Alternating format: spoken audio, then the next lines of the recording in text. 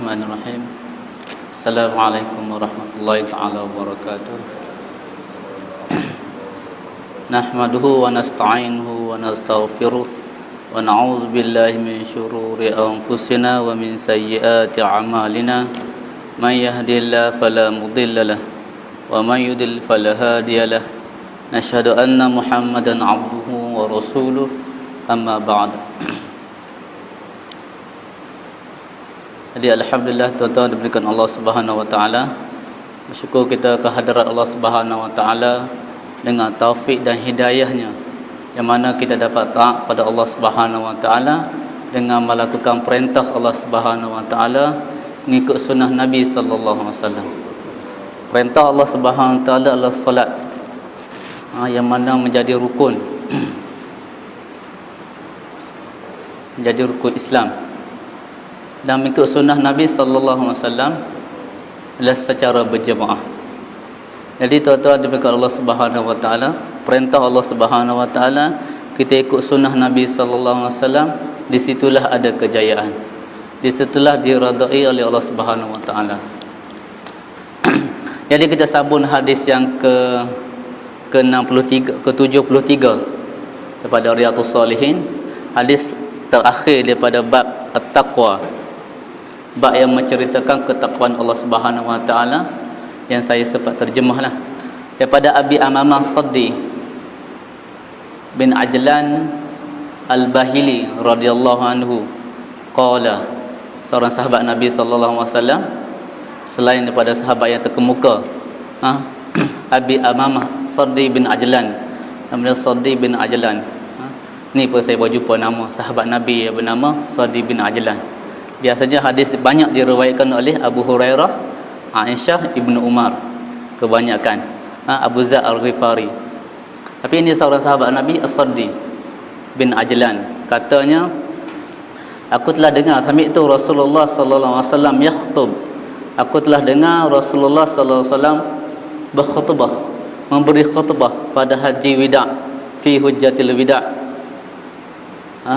haji yang terakhir dalam kehidupan Nabi sallallahu alaihi wasallam. Apa Nabi kata?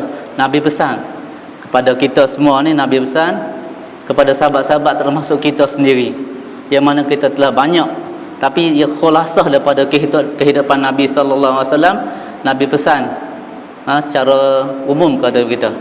Yang pertama sekali Nabi sebut ittaqullah. Ini pesanan Nabi sallallahu alaihi wasallam masa haji yang terakhir. Ittaqullah, bertakwalah atau takutlah kepada Allah. Kita telah tafsirkan, ta'rifkan takut apa dia? Melakukan perintah Allah Subhanahu wa taala dan meninggalkan segala larangannya. Ini adalah takwa. Orang yang telah melakukan perintah Allah Subhanahu wa taala, mereka adalah orang yang di kalangan orang-orang yang bertakwa. Mereka yang telah datang ke solat berjemaah, walaupun kita nampak meletihkan, rasa nampak buang masa, tapi mereka sebenarnya bertakwa kepada Allah Subhanahu wa taala. Mereka yang telah menyerahkan diri dia kepada Allah Subhanahu wa taala, walaupun dalam keadaan letih, walaupun dalam keadaan mengantuk, masih lagi dia menunaikan perintah Allah Subhanahu wa taala. Ingatlah, mereka adalah di kalangan orang-orang yang bertakwa. Sallu khamsakum, sembahyanglah 5 kali sehari. Ini apa ni Nabi suruh kita, pesan kepada kita. Sallu khamsakum, sembahyang tu ataupun tunaikanlah sembahyang kamu, solat kamu 5 kali sehari. Lepas tu wasumu syahrakum, berpuasa kamu di bulan Ramadan. Ini pesanan Nabi. Wa adu zakata amwalakum, dan tunaikanlah zakat ataupun keluarkanlah zakat harta-hartamu. Setiap harta yang kita dapat, tuan-tuan, dah cukup hisap, kita kena keluarkan. Kalau pendapatan kita ataupun perniagaan kita, kita kena keluarkan. Walaupun dah cukup hisap dia, kita kena keluarkan. Lebih-lebih lagi zakat perniagaan, ataupun zakat simpanan kita. Simpan harta banyak, emas banyak kat rumah, tak pakai, cukup hisap dia, kita kena bayar ataupun keluarkan daripada harga emas tersebut.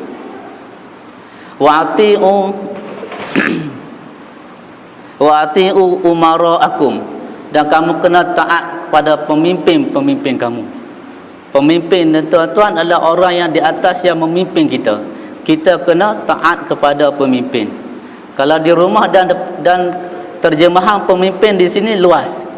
Bukan sekadar pemimpin negara, tapi pemimpin dalam keluarga kita pun itu juga dinamakan pemimpin.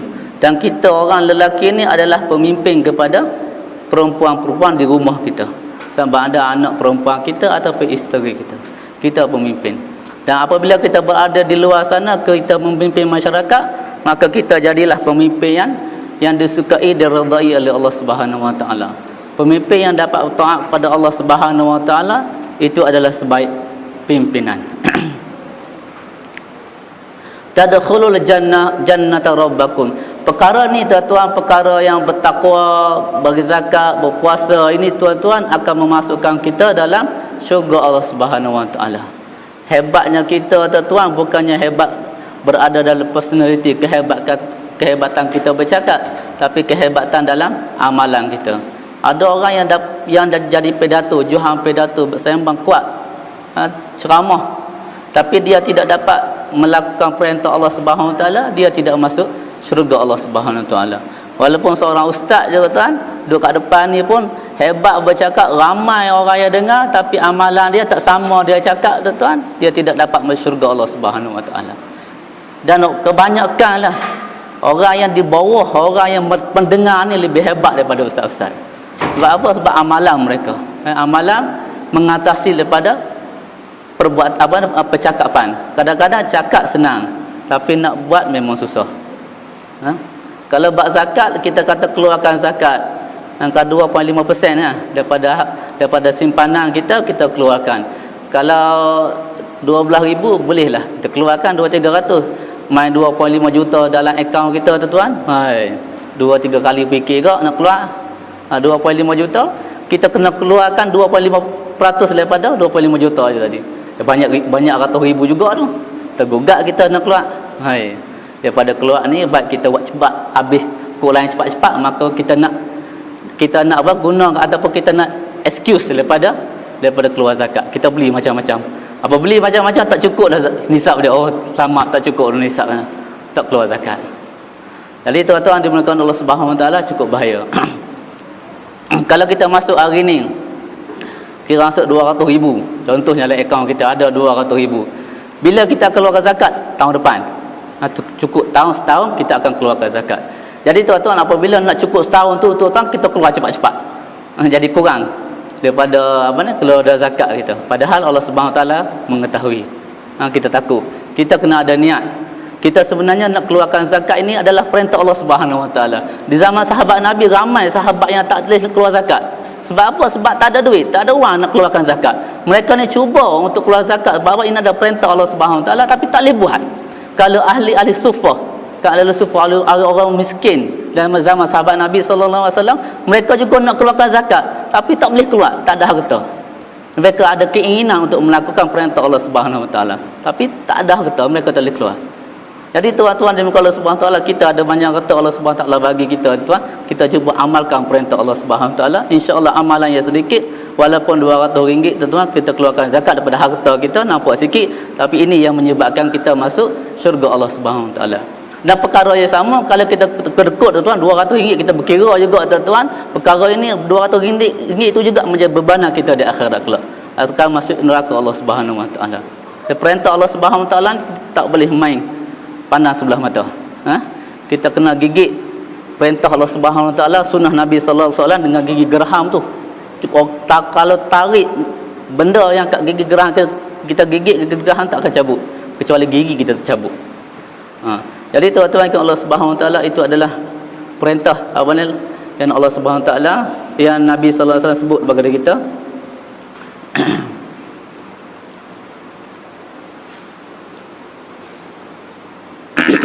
Dan seterusnya kita masuk hadis ke-44 74 yang berkaitan dengan bab yakin dan tawakal.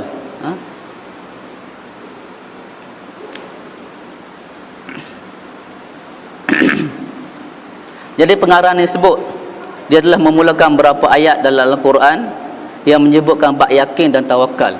Yakin ni dia letak, lepas yakin ada tawakal. Bermula dengan yakin, maka lahirlah tawakal dalam kehidupan kita. Jadi nak ada tawakal ni tuan, kita kena yakin dulu. Imam As-Suhaimi sebut, apabila kita beryakin kepada Allah Subhanahu Wa Taala, di situ dah lahirnya tawakal kepada Allah Subhanahu Wa Taala. Tapi kalau kita tak yakin dengan Allah Subhanahu Wa Taala, maka tawakal tak akan datang kepada kita.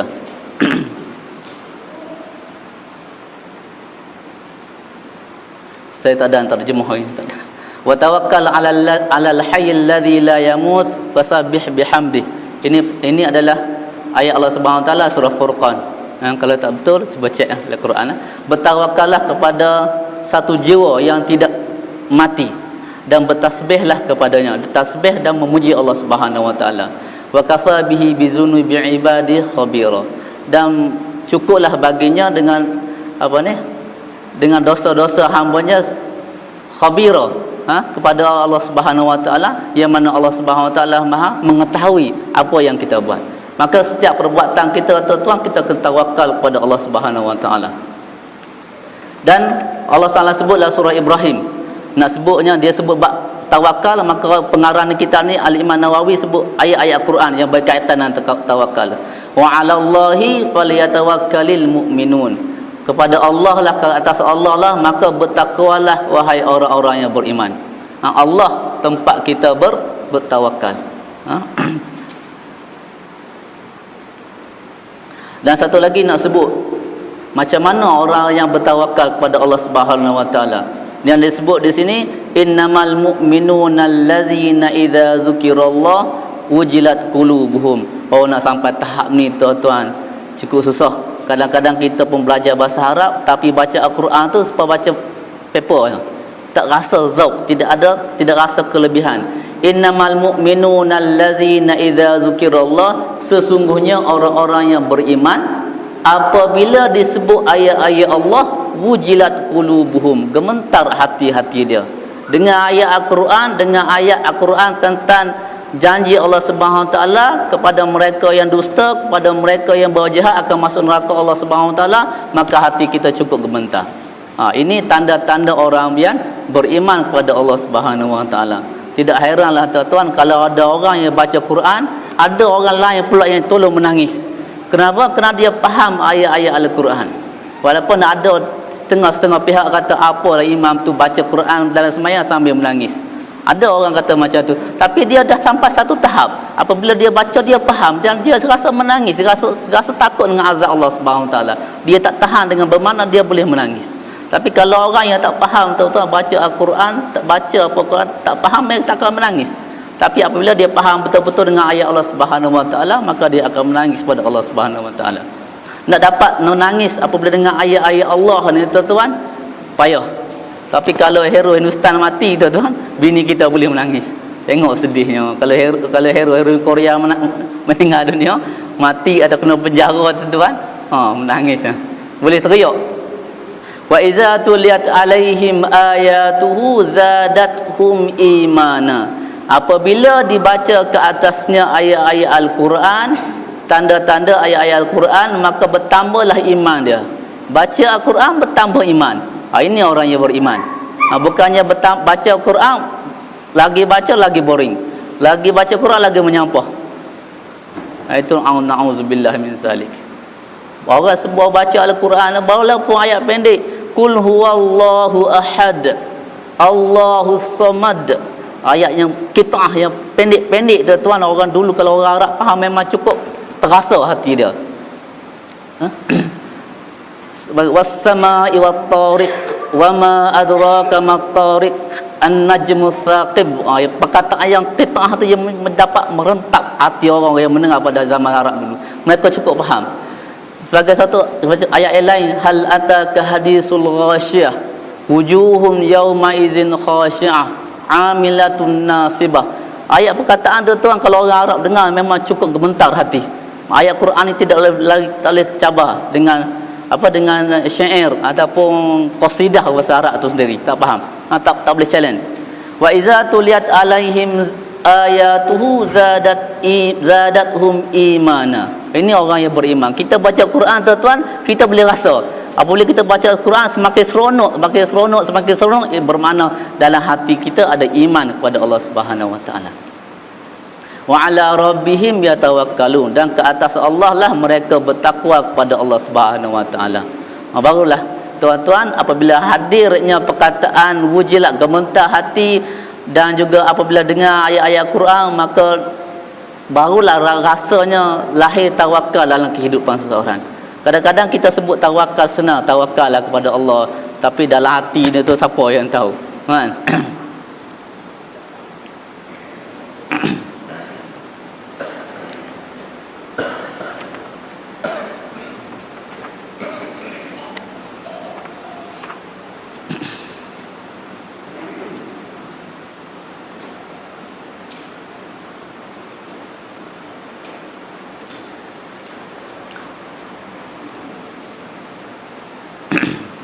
Ini hadis yang ke-74. Tak sempat nak tulis. Ke-74 yang berkaitan hadis daripada Ibnu Abbas. Ibnu Abbas radhiyallahu anhuma. Ibnu Abbas ni Abdullah bin Abbas, ayah dia nama Ibnu Abbas, anak Abbas bin Abdul Muttalib. Pak saudara Nabi ya. Dan Abdullah ni sepupu Nabi sallallahu alaihi wasallam. Dia Ibnu Abbas ni kata, qala Rasulullah sallallahu alaihi wasallam, Rasulullah sallallahu alaihi wasallam bersabda, berkata kepada dia dengar, uridat alayya al-umam fa ra'aitu an-nabiyya wa ma'ahu rahaitin wa ma'ahu rahiti.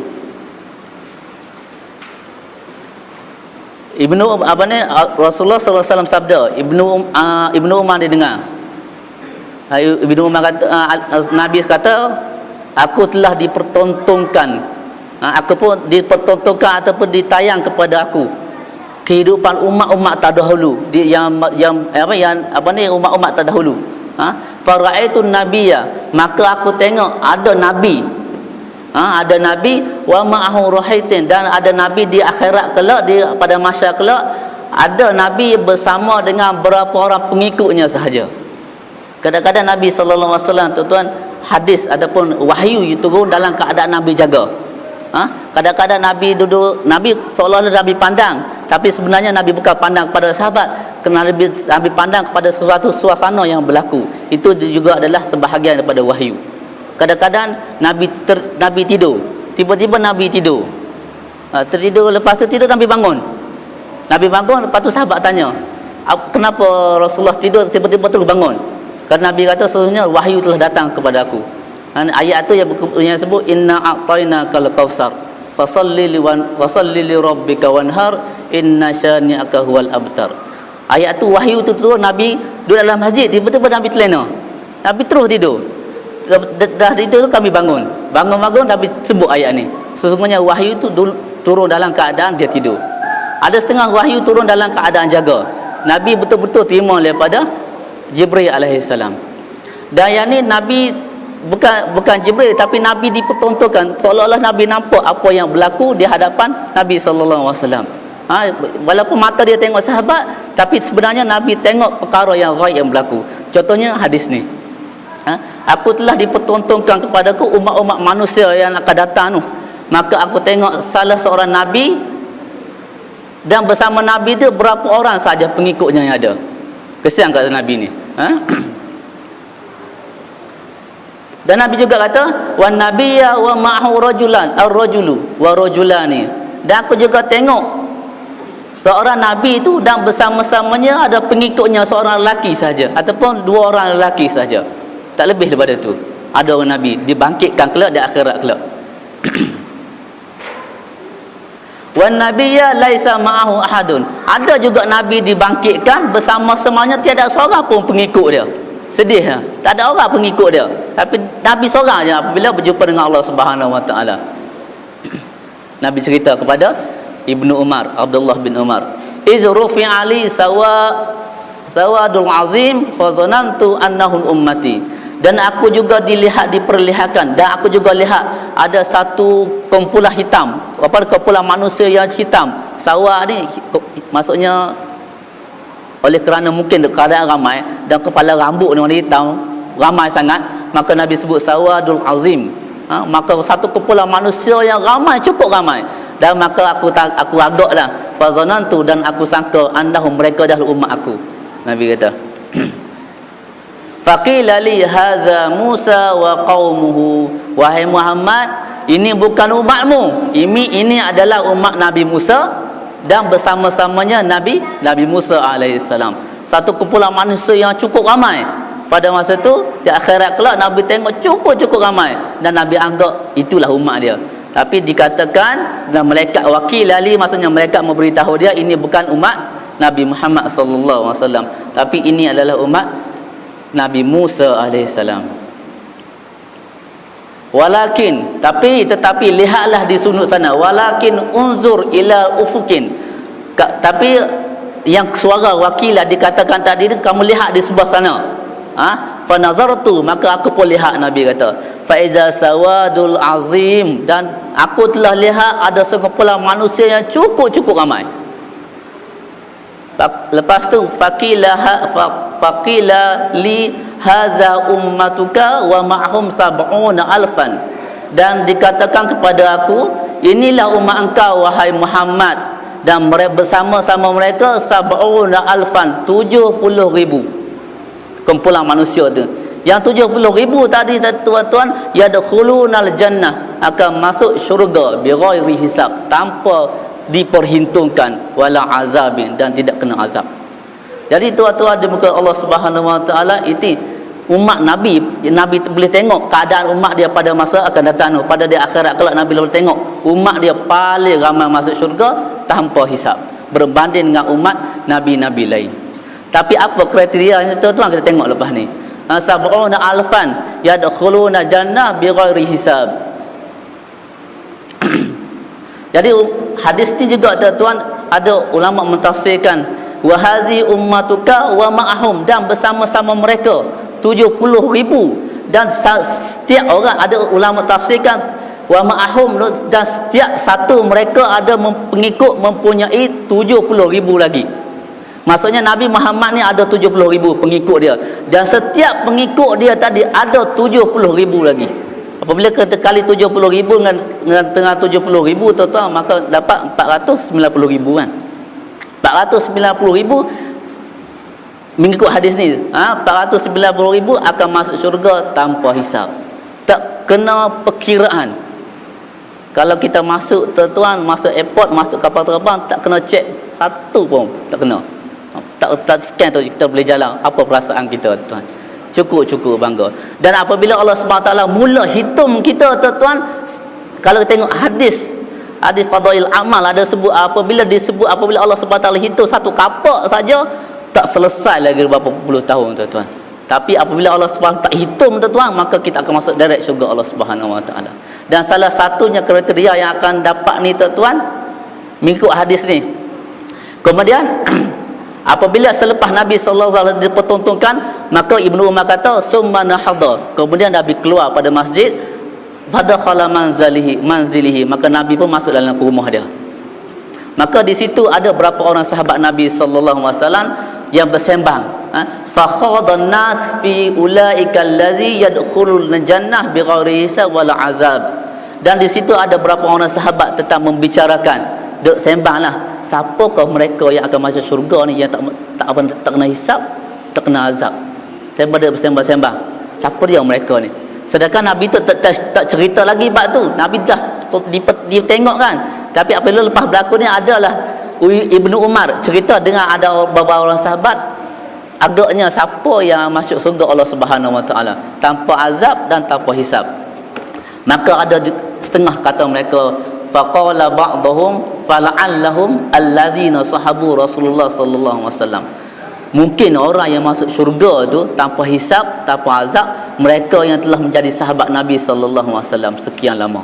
Mungkin orang ni, ataupun mungkin orang ni, dia kata, sahabat kata waqala ba'dhum fala'allahum allazina wulidu fil Islam wala yusyriku billah wa zakaru asya. Mungkin orang yang masuk syurga tanpa hisab, mereka yang telah dilahirkan dalam Islam, dalam kehidupan dia sampai mati, dia tidak mensyirikkan kepada Allah Subhanahu Wa Taala dengan sesuatu. Mungkin mereka inilah yang akan masuk syurga tanpa hisab. Itu perkiraan sahabat Nabi sallallahu alaihi wasallam. Tapi Nabi keluar, fa kharaja alaihim Rasulullah sallallahu alaihi wasallam. Maka Nabi pun keluar daripada rumahnya. Nabi tengok sahabat-sahabat sembang. Faqala mal ladzi takhuduna fi, apa yang kamu katakan, apa yang kamu sembangkan, aku nak dengar juga. Maka sahabat pun cerita, fa akhbaruhu, tak ada nak tulis, fa akhbaruhu, maka sahabat pun cerita apa yang berlaku, apa yang mereka sembangkan.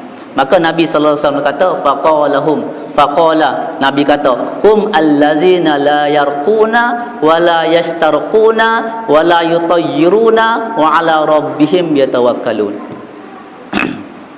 Mereka ni lah orang yang tidak menjampi, menggunakan jampi untuk meminta sesuatu daripada sesuatu yang dia hajati. Dia tak guna jampi. Wala yashtarquna, dan dia tidak meminta orang lain baca jampi kat dia untuk mendapatkan sesuatu. Ini berkaitan dengan syirik. Sebab itulah tak akan masuk syurga orang yang tak akan masuk syurga orang yang tak syirik. Wala yarqun, maksudnya mereka yang tidak baca jampi untuk dapat sesuatu. Kita nak dapat sesuatu, kita bacalah mantra apa benda, ini adalah syirik. Wala yastashquna, dan mereka tidak meminta orang lain baca untuk dia, untuk dapat dia hajat. Dia nak apa benda, dia nak, contohnya dia nak apa, dia nak kereta, nak duit banyak, dia melalui orang lain, dia kata pinjam orang lain, Syekh hang baca doa kat saya supaya saya dapat harta yang banyak. Lepas tu Syekh tu baca ayat Quran pakai jampi, pakai jampi yang tidak dibenarkan oleh syariat, tiba-tiba dia dapat harta.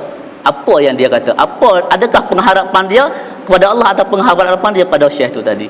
Sebab itulah dilarang. Wala yashtarquna, dan janganlah kamu meminta orang lain membaca mantra ataupun jampi ke atas kamu untuk kamu dapat sesuatu.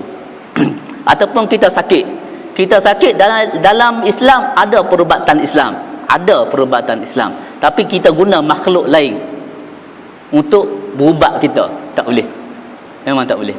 Tapi yang Allah SWT, yang Nabi sebut, baca qul a'udzu binnas ataupun sebelum tidur kan, 4 qul tu baca, itu adalah sebagai pendamping.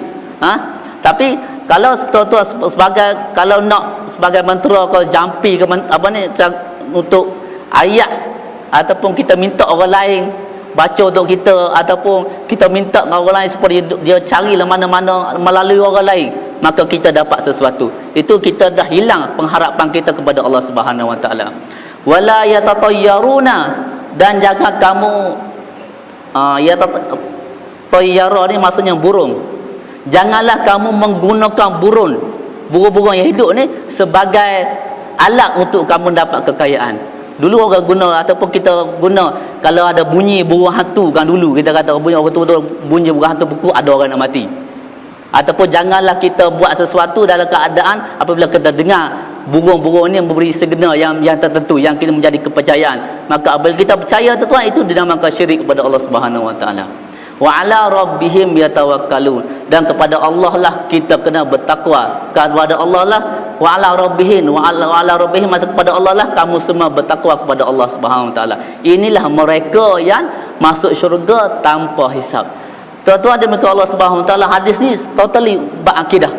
Kalau kita percaya kepada Allah Subhanahu Wa Taala, kita tak boleh ambil orang lain sebagai dampingan kepada Allah Subhanahu Wa Taala. Kita kadang walaupun kita tersyasyu sebut, kita kena istighfar banyak-banyak. Nak sebaiklah ada ubat Panadol ni, sembuh juga syirik tu. Kalau kita terkata, kita sedar, istighfar banyak-banyak, astagfirullah. Kadang-kadang tak sebut juga kan, nasib baiklah pergi klinik ni cepat anak saya sembuh. Cepat, kalau pergi lambat sikit je, astagfirullahalazim. Kadang-kadang sebenarnya itu aturan Allah Subhanahu Wa Taala. Kita tak menduakan Allah Subhanahu Wa Taala. Kepada Allah lah kita bertawakal. Kadang-kadang kita sakit macam-macam penggunaan, macam-macam ubat lah kita guna. Lepas tu apabila kadang sakit ni, adalah orang mai cerita kat kita, setan lah bisik kat telinga, dah cuba-cuba dah macam-macam ubat dah cuba. Kita cuba ubat ni pula. Bab khurafat pula. Jumpa bomo ni cakap apa benda bla bla bla bla, guna jin apa, tiba-tiba kita sihat. Apabila kita sihat sebenarnya adalah pemberian Allah Subhanahu Wa Taala, tapi kita menggunakan bomo tu, percaya ke bomo ke, maka kita syirik kepada Allah Subhanahu Wa Taala. Begitu juga apabila kita buat tangkal kita gantung kita ni ayat apa ni untuk pelaris, ayat pelaris ni tak ada sebenarnya, tak ada pelaris pun. Yang 1000 dinar tu kita kena baca, bukannya tampal kat dinding bukannya tampal dak. Kalau kita tampal satu ayat Quran tu sebagai ayat pelaris, sebenarnya kita syirik kepada Allah Subhanahu Wa Taala. Yang berezeki adalah Allah Subhanahu Wa Taala, yang membuka hati orang pergi beli kedai kita Allah Subhanahu Wa Taala. Kita kena doa banyak-banyak supaya Allah Subhanahu buka hati orang lain mai beli tempat kita ataupun beli makanan kita, apa yang kita sediakan. Janganlah kita guna sebagai alat kita gantunglah apa tali buaya, sebenarnya tak boleh tu, walaupun itu nampak benda kecil, tapi kita telah mengatakan itu, menyatakan ni asbab untuk orang lain, itu dah syirik pada Allah Subhanahu Wa Taala. Kalau boleh tuan-tuan, perkara-perkara yang kita buat terus direct pada Allah Subhanahu Wa Taala, jangan melalui orang lain. Begitu juga dengan amalan-amalan agama kita pun jangan melalui dengan orang lain. Tak ada berkat Nabi sallallahu alaihi wasallam lah. Dengan berkat Nabi je, tak ada berkat dengan orang lain, syekh-syekh lain, tak ada. Kita daripada Allah Subhanahu Wa Taala. Apabila minta kepada Allah Subhanahu Wa Taala, kita minta hajat, minta kepada Allah Subhanahu Wa Taala, jangan melalui orang lain dengan sebut dengan berkat syekh tu, dengan habib tu, semua tu sebut. Tuan tak boleh tuan. Direct kepada Allah Subhanahu Wa Taala. Dan dalam doa tu Allah Subhanahu Wa Taala sebut, Allahumma inni as'aluka, kita sebut doa macam mana? Allahumma inni as'alukal tuqa wal afa wal ghina. Allahumma inni as'aluka, ya Allah ya Tuhan kami, ya Allah ya Tuhanku, aku memohon kepadamu, bukannya dengan berkat nabimu ya Allah, dengan Muhammad Khalifah Rasyidin, tak perlu macam tu, direct kepada Allah Subhanahu Wa Taala. Dan Nabi sebut juga, bukan melalui ya. Bacalah doa Allahumma inni as'aluka, Allahumma inni a'udzubika, minta terus ya Allah aku berlindung denganmu terus, bukannya dengan berkat Nabi Muhammad, dengan berkat Nabi tak ajar macam tu, direct terus pada Nabi sallallahu alaihi wasallam. Itu Nabi ajar pada kita. Tapi takut kalau kita Nabi tak sebut, takut kita gunakan dengan berkat syekh tu, dengan berkat saya ya Allah, dengan berkat ustaz yang ngajar kat depan berkira, tak perlu. Tak perlu. Direct pada Allah Subhanahu Wa Taala. Bukannya Allah Taala berniaga. Allah tak sifat berniaga. Walaupun ada kenyataan orang marah, saya minta maaf kan. Maka apabila Nabi cerita macam tu, maka Uqasyah fi Muhsin, saya tak pasti Uqasyah yang mana satu, yang Uqasyah yang pukul Nabi ataupun Uqasyah lain, saya tak pasti, tapi nama dia Uqasyah yang pukul Nabi tu kan, yang cerita yang pukul Nabi, yang minta nak pukul Nabi sebagai kisah tu kan. Nabi terpukul dia dalam peperangan, Nabi terpukul dia dalam masa peperangan, lepas tu dia minta. Apabila Nabi dah wafat, Nabi kata siapa yang ada di kalangan yang nak minta kisah baliklah, nak bayar balik apa yang kezaliman yang telah buat. Maka Uqasyah tu kata, Rasulullah, kamu telah memukul aku masa peperangan.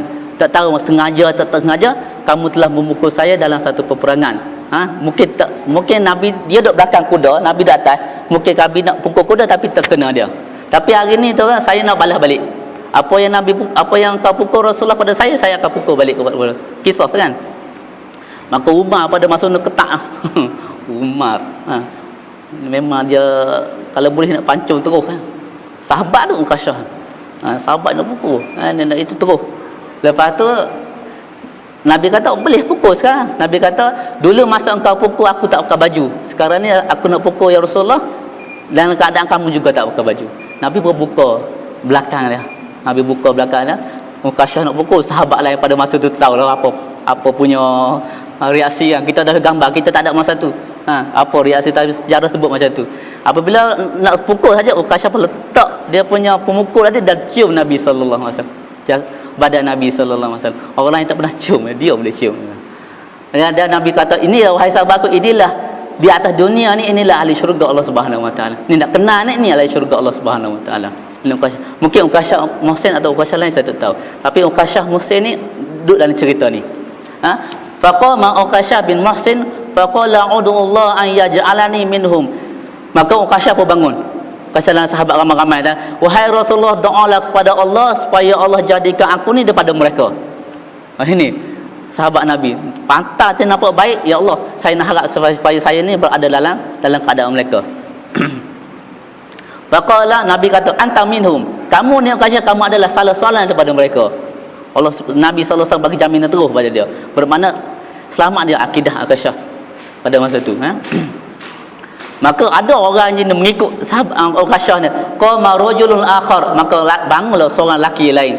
Faqala ud'u Allah an yaj'alani minhum. Wahai Rasulullah, doalah kepada Allah Subhanahu wa taala supaya Allah Taala jadikan saya daripada kalangan mereka tu juga.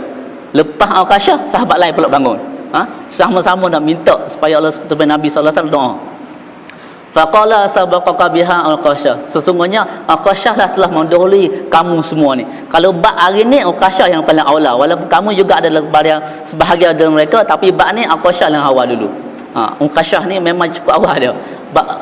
Sebab dengan perkara perintah Allah Subhanahu taala, ganjaran Allah Subhanahu taala ni, sahabat ni berlumba-lumba nak dia tahu nilai ganjaran tu. Sebab itulah kalau bab sedekah ni, sahabat ni cukup prihatin, cukup mengambil berat tentang amalan ganjaran pada Allah Subhanahu taala. Kalau kita tengok kisah kepala kambing tu kan, kepala kambing tu, mula dia ada kepala kambing tu, lepas tu dia kata tergamuk dia nak makan kat kepala kambing ni, dia nak bagi kat jiran sebelah. Mungkin jiran tak sampai, tak ada makan, dia pun bagi kat jiran sebelah. Apabila jiran sebelah dapat satu kambing, kepala kambing yang cukup istimewa, maksud kalau kita ni kepala ikan kari buat kepala ikan, kepala kambing kari tu boleh buat tu. Tapi jiran tu kata saya tak tergamuk nak makan, mungkin jiran saya memerlukan, dia bagi pula. Dia bagi sampai ke orang yang pertama tadi. Itulah kehidupan sahabat Nabi sallallahu alaihi wasallam. Dia boleh tahu ganjaran apa boleh bagi ke orang lain, maka Allah Subhanahu taala akan memenuhi kehendak dia. Jadi tuan-tuan dengan Allah Subhanahu taala, gitulah hadis Nabi sallallahu alaihi wasallam yang berkaitan dengan takwa. Yang berkaitan dengan yakin. Kerana yakin, apabila kita ada yakin, maka tawakal akan datang kepada kita. Tapi untuk dapat tawakal, tuan-tuan, bukannya senang. Bukannya senang. Kita sebutlah tadi ya. Kadang-kadang kita ni tersasul. Kita ni banyak hajat kita. Banyak kita kehendak. Kadang-kadang kita untuk memenuhi kehendak kita tak guna saluran yang betul. Kadang-kadang kita guna saluran lain untuk memenuhi hajat kita. Padahal kita boleh direct kepada Allah Subhanahu wa taala. Kita boleh sembahyang diri, sembahyang hajat. 2 rakaat sembahyang minta Allah Subhanahu wa taala. Tak perlu panggil orang lain mari sembahyang hajat rumah kita. Sebab apa? Sebab kalau kita suruh orang lain mari ke rumah kita, bila kita nak buat? Malas sebab itulah Nabi sallallahu alaihi wasallam kalau boleh benda-benda kita kena buat sendiri. Bukannya payah pun doa sembahyang 2 rakaat minta kepada Allah Subhanahu wa taala. Jangan suruh orang lain buat. Kita duduk kat rumah sembahyang hajat kat rumah lepas ni ada makanan disediakan, insya-Allah ada makanan. Yang nak mai makan ni kebulung mai makan tapi niat dia tuan-tuan wallahu alam. Tapi tuan-tuan kita kena ingat, kita dengan Allah Subhanahu wa taala dulu. Apa kehendak kita, ada masalah kita dengan Allah Subhanahu wa taala. Jangan kita guna perantaraan orang lain. Kita minta kepada Allah Subhanahu wa taala, baru kita usaha, baru kita cari ubat. Ni tak apabila sakit saja tu cari ubat. Kadang-kadang kita pun payah nak buat. Kita start dengan kerja kita dengan sembahyang 2 rakaat macam mana? Nak pergi sembahyang dulu, nak pergi kerja start sembahyang 2 rakaat, ataupun kita sakit nak beli ubat sembahyang dulu 2 rakaat. Insya-Allah mudah-mudahan. Kadang-kadang sebut mudah kan. Itulah bab amal ni senang, bab amal ni payah, tapi bab cakap ni senang. Jadi tuan-tuan di Allah Subhanahu taala, mudah-mudahan dengan hadis ni, dan hadis ni panjang. Dalam hadis sebab cukup panjang, dan kita akan ni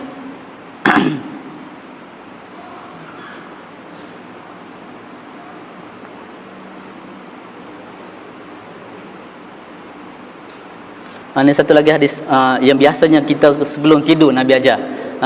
Hadis daripada Ibnu Abbas radhiyallahu anhu, sikit lagi, anna Rasulullah sallallahu alaihi wasallam yaqulu Allahumma laka aslamtu wa bika amantu wa alaika tawakkaltu wa ilaika anabtu wa bika qasamtu. Allahumma inni a'udzu bi'izzatika la ilaha illa anta an tudillani antal hayyul ladzi la yamut wal jinnu wal insu yamutun, muttafaqun alaih. Ini hadis yang Nabi sebut, yang adalah Sahih Bukhari dan Sahih Muslim. Dan kita tengok hadis ni kebanyakan ulama-ulama kita suruh kita baca sebelum kita tidur. Kita memberi penyerahan yang total kepada Allah Subhanahu wa taala. Kita sebut, ya Allah, Allahumma laka aslamtu, ya Allah, kepada Engkau lah aku menyerah segala-galanya. Wa bika amantu, dan kepada Engkau lah Rasul, kepada Engkau lah Allah aku beriman. Wa alaika tawakkaltu, dan kepada Engkau lah ya Allah aku bertawakal kepada Allah Subhanahu wa taala, kepadamu.